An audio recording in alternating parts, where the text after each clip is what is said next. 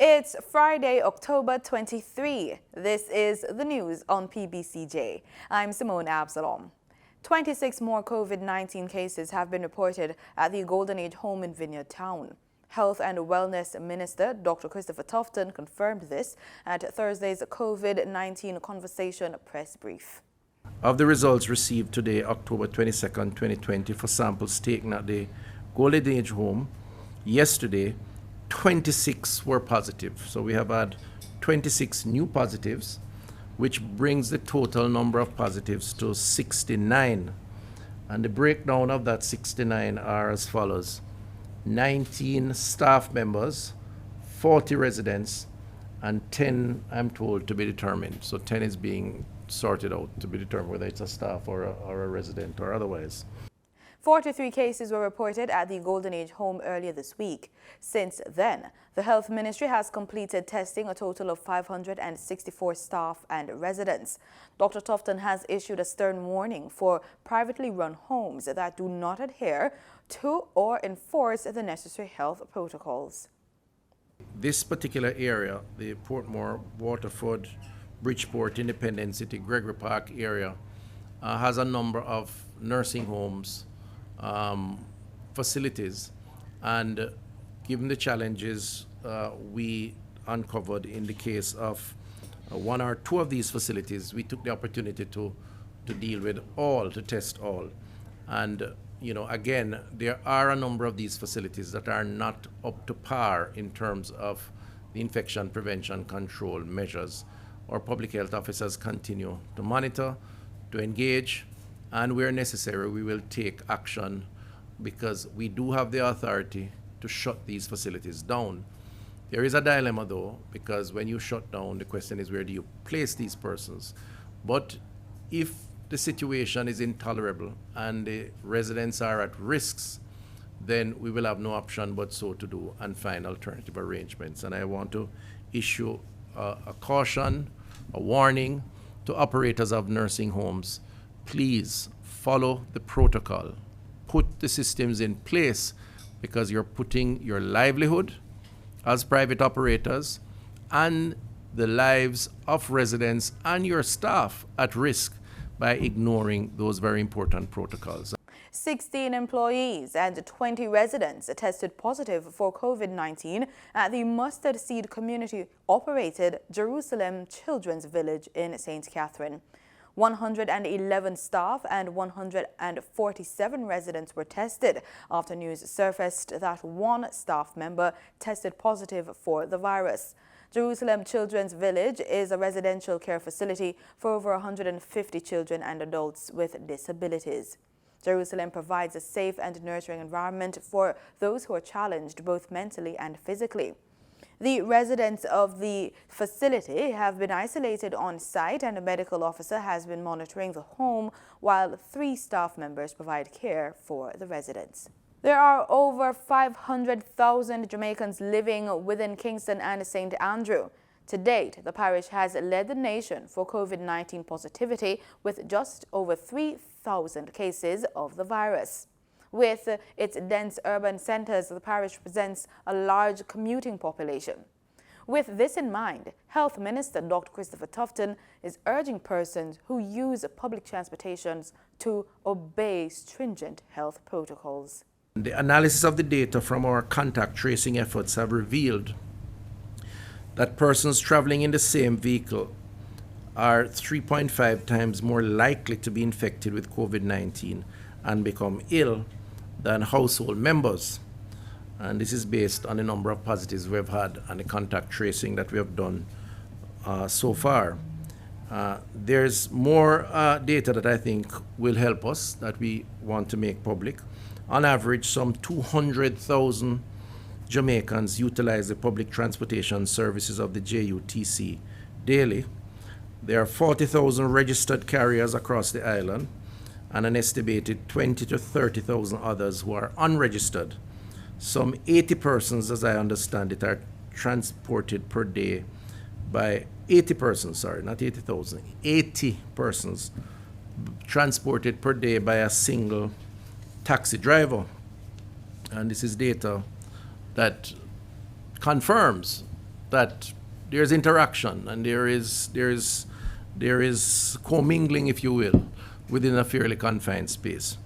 It means, ladies and gentlemen, that of the necessity we must exercise extreme caution in our daily travels, abiding by the stipulations of appropriate infection prevention and control.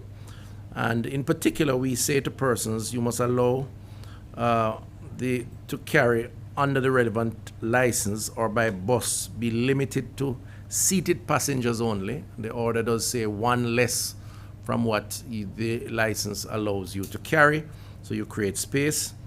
Drivers and passengers must wear a mask at all times. We now get the latest COVID-19 update as released by the health authorities. On Thursday, the island recorded 3 more COVID-19 deaths, pushing the tally to 182. The deceased are a 77-year-old male from St. James, an 88-year-old male from St. James, and a 91-year-old female from St. Anne. Meanwhile, there were 38 new COVID-19 cases. This means there are now 8,638 COVID cases, with 4,186 active. Of the new cases, 24 were reported in Kingston and St. Andrew, 5 in St. Catherine as well as Trelawney, 1 in Clarendon, and 3 are of an unknown parish at this time. Health authorities reported 61 more recoveries, increasing the total to 4,156. Some 152 persons are in hospital, with 19 being moderately ill and 8 critical. For the news on PBCJ, I'm Gabrielle Thompson. The Pan American Health Organization, PAHO, will only support the distribution of a coronavirus COVID-19 vaccine in countries that is proven to be safe and effective in clinical trials, reviewed by national regulatory authorities and recommended by the World Health Organization, the WHO. PAHO's director, Dr. Carissa Etienne, made the comment at a recent digital press brief. We have more in this report. PAHO boss Dr. Carissa Etienne's comment follows what she describes as misinformation circulating in the region. I cannot state this strongly enough. Misinformation is a grave threat to the health of our region. Insidious rumors and conspiracy theories can disrupt vaccination efforts and imperil our COVID-19 response, costing lives. The director says vaccines are developed and manufactured strategically. Vaccines are designed and manufactured with safety in mind. This process is supervised by regulators and followed closely by the scientific community. Once a vaccine proves safe and effective in a clinical trial, regulatory agencies thoroughly evaluate the data prior to granting any approvals. The World Health Organization will also oversee an independent review process before granting its own recommendation. Dr. Etienne says the process remains unchanged with the development of the COVID-19 vaccine. What has changed during the effort to develop a safe and efficacious vaccine against COVID-19 is the unprecedented attention on the vaccine development process. The director is urging stakeholders, including media, communications practitioners, and regulatory bodies, to help in ensuring accurate information is shared with the public.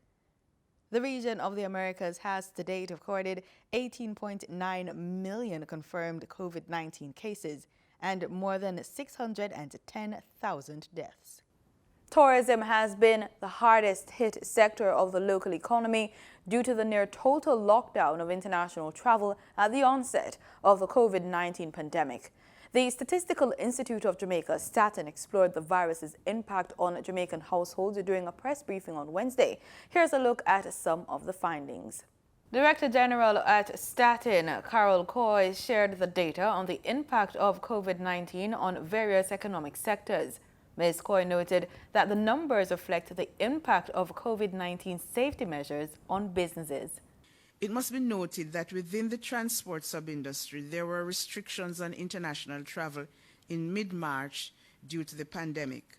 Consequently, there was a decrease in the number of passengers traveling through both international airports. Additionally, the closure of schools, the lockdowns implemented in the parish of St. Catherine and sections of St. Thomas and St. Mary, and reduced working hours significantly reduced the need for transportation services.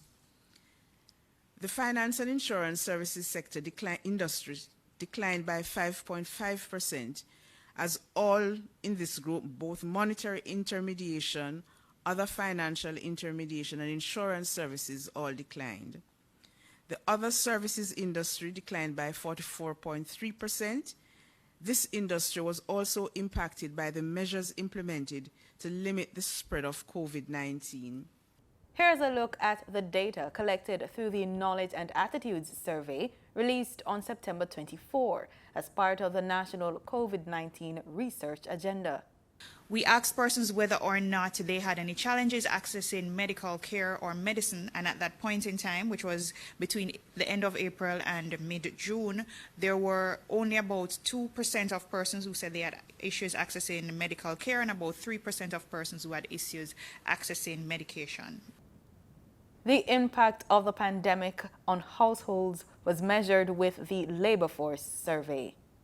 We asked households about whether or not they had experienced any reduction in their income between March and September 2020. Approximately 57% of households indicated that they had experienced some reduction in their income between March and September 2020. We saw also where this was most prevalent in OUC, where about 63% of households indicated that they had a reduction in their income. And it should also be noted that this is where a lot of the tourist areas are. The lowest proportion regionally was in the Greater Kingston metropolitan area, where only 49% of households indicated that they experienced some reduction in their income. With regards to households that experienced a reduction in their income, when we analyzed this data by source of income, what we saw was that there was about 262,000 households who indicated that they were receiving their income through wage employment and that they had experienced some reduction in this income. With regards to households that had a non-farm family business, there was about 166,000 of those households that indicated a reduction in income. And for those households that had income, that received their income through farming, livestock, or fishing, there was about 106,300 of those who indicated that they had experienced a reduction in their income. Authorities are looking into allegations of abuse at children's homes and places of safety within the past 7 months. Children's advocate Diane Gordon Harrison says 17 incidents reportedly occurred between March and October 21. They include physical and sexual abuse as well as neglect of duty by staff at the facilities. The children's advocate says the reported incidents highlight the need for greater accountability at children's homes and places of safety. In a recent media interview, she notes that additional training for staff at the facilities is necessary. In this extended edition of the Business Report, host Gabrielle Thompson continues her ongoing series with financial coach Denise Williams. According to the latest ex-refinery costs from Pbcj, motorists should see a decrease at the pumps in the prices of gasoline and an increase in the prices of diesel effective Thursday, October 22. Following a decrease of 25 cents each, 87 and 90 octane gasoline will be sold for $110.24 and $113.07 per liter, respectively. Automotive diesel fuel will be sold for $110.47 per liter, following an increase of 25 cents, while ultra-low sulfur diesel is up by 14 cents and will be sold for $112.44 per liter.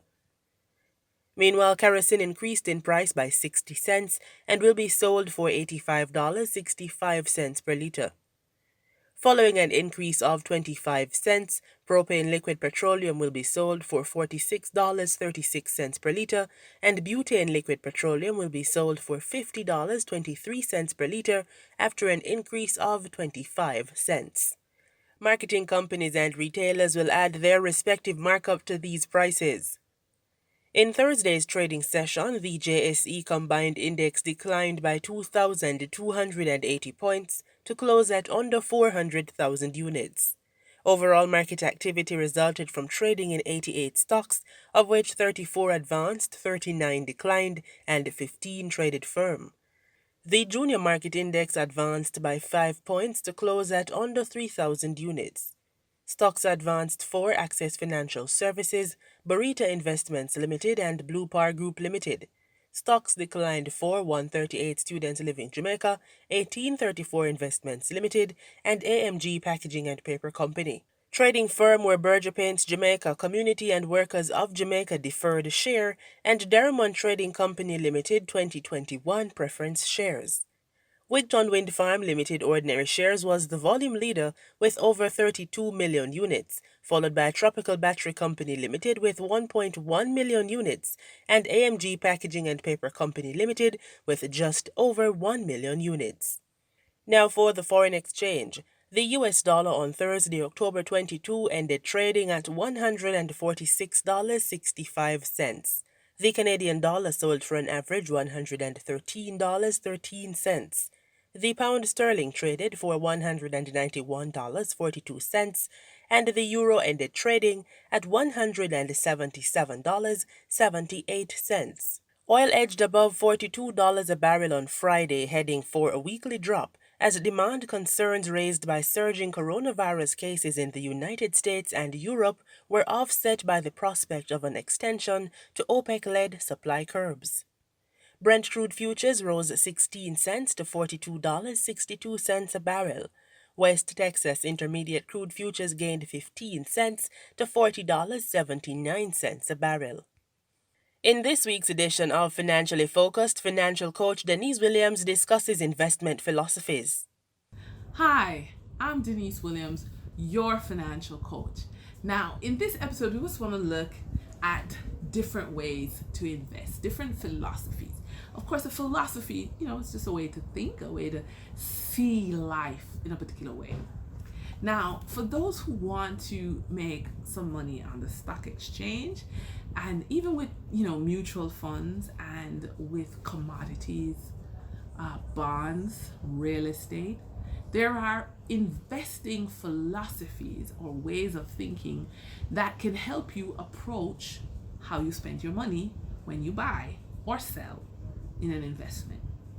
So there's value investing, in which you are looking for an asset that you think is significantly underpriced in the marketplace, and once you get it, you have the technical know-how to either be patient in the case of stocks and bonds and other paper assets, and to allow the market to realize it was a good buy and the price goes up, or like real estate, fix it up and showcase the hidden gem that you discovered.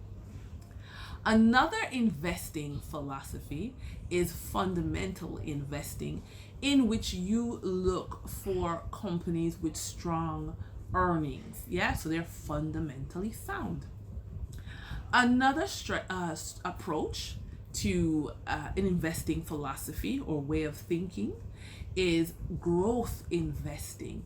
Now, of course, every strategy wants their money to grow, but growth investing is really about looking at goods and services that you think the market is so in demand for, they will have strong earnings growth. So for example, in some jurisdictions, toilet paper was like a mad thing in the early days of COVID-19. And so the companies who manufacture toilet paper, some investors probably may have bought them because the product was, flying off the shelves and in shortage. And so this may have been a good investment opportunity for them. Other people may think food, healthcare, IT, real estate, I don't know. There are so many options within growth investing. This is just an awesome opening conversation with your banker or financial advisor. Another investing philosophy is socially responsible investing. So in this case, you may not be interested in companies who, manufacture and sell cigarettes, alcohol, offer gambling services. You may be more interested in companies that have a social responsibility that's in alignment with what you're interested in. The environment, children's advocacy, women's rights advocacy, just you name it. There's so many causes. So you would then invest in companies that support the causes you are interested in. Last but not least, this is for the techie, the data lovers, which is technical investing. And this is where you look at past market data to see trends. And when you identify a trend, you'll know when to buy or when to sell. So there you have it. Some strategies, some roadmaps, some way of thinking for your investment so that you can make wise decisions. So there's technical investing, socially responsible investing, growth investing, fundamental investing, and value investing. So these are conversation starters. You can Google them, you can call your financial advisor and get some more direction on the stocks and other paper assets that maybe suit that. And also in real estate, you can definitely call a realtor and see if there's any properties that fit any one of these investing philosophies that suit your purpose. I'm Denise Williams, your financial coach, and I hope this tip made you just a little bit more financially focused. Thanks, Denise. For more information on financial development and wealth building, head on over to financiallyfocused.com. And that's it for this edition of the Business Report on PBCJ. I'm Gabrielle Thompson. In regional news, Grand Bahama environmentalists are sounding the alarm over the illegal dumping of oil in East Grand Bahama as police investigate the matter. Those groups are calling for someone to be prosecuted. Meanwhile, the Grand Bahama Development Company says steps have been taken to get swift cleanup action for hazardous material that was disposed of, adding that illegal dumping will not be tolerated. Kyle Walkin reports. Plastic bag in there. Plastic bag inside here. Right. A number of plastic bags. It's a sight you'll have to see to believe. Oil and garbage dumped along Barbary Beach in East Grand Bahama, causing major damage to the environment. But just look at this. And I'm pulling it up and I'm pulling through the pine needles that are here, and you have so many of the natural vegetation that's being impacted by this oil. We are Bahamians. This is ours. The matter has prompted police to investigate, which Deputy Prime Minister Peter Turnquest hopes will result in someone being prosecuted to the fullest extent of the law. Local environmentalists like Rashima Ingram of Waterkeepers Bahamas says this is a travesty. So if you look here, we have a series of bags, and each one of these bags are filled with oil. That's uncalled for. And so if you look at it, if you smell it, if you kind of just get a sense of the consistency of the oil, we can determine just from our inexperience in this area that smelling it and looking at it, it's definitely refined oil. It's fuel oil. It's something that's used by heavy machines. At the site, there's bags containing more plastic bags filled with oil. Save the Bay's chairman Joseph Darbold says he's concerned about the extensive impact the illegal oil dumping in that area will have on the environment. And so this penetrates the water table here right in the midst of Freeport, Grand Bahama. It means as this will migrate into our ocean. And as you can see, it's been here for a while because the thatch palms have died. The oil has completely obliterated them. And as you can see where they have died, because palmetto palms, they endure salt water, they endure fires, everything. But oil kills them. And as you can see, they've all died in this area. Officials are currently in the process of finding the source. But one thing they do know is that the oil was intentionally dumped there. Nearby residents were in shock as they walked past and saw the oil. Meanwhile, These environmentalists say this is a classic example of why the Bahamas does not need to look into getting into things like exploratory oil drilling. When we talk about the big discussion about oil drilling in our country, this is something that should not be happening. We are not ready for that discussion. For Our News, I'm Kyle Joaquin. The COVID-19 pandemic has impacted lives globally and has resulted in either loss or reduction in income for many. TTT News recently connected with some of the members of the creative industries in Trinidad and Tobago to find out how they have been coping during what can be described as trying times. Cameraman Rajnath Lai chatted with some of them, and Crystal Wilson brings us more in this report. While attending secondary school is what triggered her entrepreneurial desires. So it's actually a combination, if you haven't guessed it already, of two words, junk and collage. It's spelled Junckkollage, so you know it's a mixture of the two words. But a lot of people call it all kinds of things. So we get junk college, junckology, junkaholic. And while the world continues to be ravaged by COVID-19, earning an income as a creative during this pandemic can be a bit of a challenge. So I went through a little part of me went through a depression because everywhere was closed, and I was like, what is the sense? What is the sense in making? Other vendors remain hopeful this situation is temporary and will end soon. You have to really push and find ways to create a niche so that way you become something that's more specific and tailored to somebody or something, and that way you create your own income. Others are grateful for the opportunity to share their pieces, referring to it as a space that allows for expressing their creativity. COVID itself has been a little tricky because my Etsy shop and the other online platforms, it's been difficult doing deliveries externally, any international deliveries. Yeah, so what has happened is that a lot of the items that I would have had in a shop update then, I would have had to instead offer it locally only. And I've stopped using the Etsy shop just for a little while until we could get international deliveries going again. The Junckkollage says it expects to expand its pool of vendors and is encouraging members of the public to show their support for those creatives, especially during this COVID-19 pandemic. Crystal Wilson, TTT News. In sports, we take it to the courts with netball. Sunshine Girls goal shooter Ramelda Aiken may not be available for the upcoming 3-test series against England. This is a possibility if Netball Jamaica fails to secure the necessary funds to pay for a required quarantine when she returns to Australia. Aiken, who has Australian citizenship, is required to stay in a quarantine facility for a period of 14 days upon her return from overseas travel as part of that country's anti-COVID-19 measure. In July, the Australian government imposed a quarantine fee of US $3,000 for Australians returning from overseas. In order to get assistance with the fee, NJ has approached several of their sponsors as well as the Jamaica Olympic Association. The 31-year-old Aiken was drafted into the squad after Janelle Fowler reportedly pulled out of the team due to personal reasons. In other news, four-time Guyanese Olympian Aliane Pompey was on Thursday named as executive committee member of the World Olympians Association.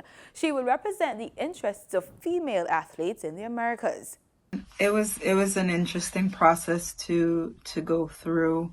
I think we all can agree that the World Olympians Association is a significant organization.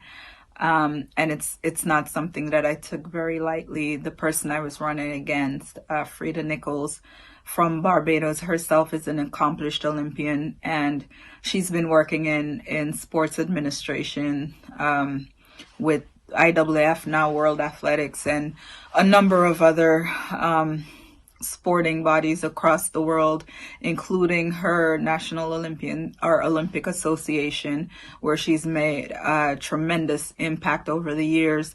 So, I think based on that alone, I feel a tremendous sense of honor and responsibility to take over from her, and I've already told her that I plan on continuing to use her as a resource. And of course, the ever gracious woman that she is, she's always interested in the betterment of sport in the region, so she's agreed to continue to help and assist. And just generally, I'm grateful for the support that I've received from the other member countries that voted for this position in the elections. And I look forward to working with each of them and making sure that the continued progress and success of the Americas is noted internationally. And that's our package. On behalf of our hard-working production crew, thanks for watching.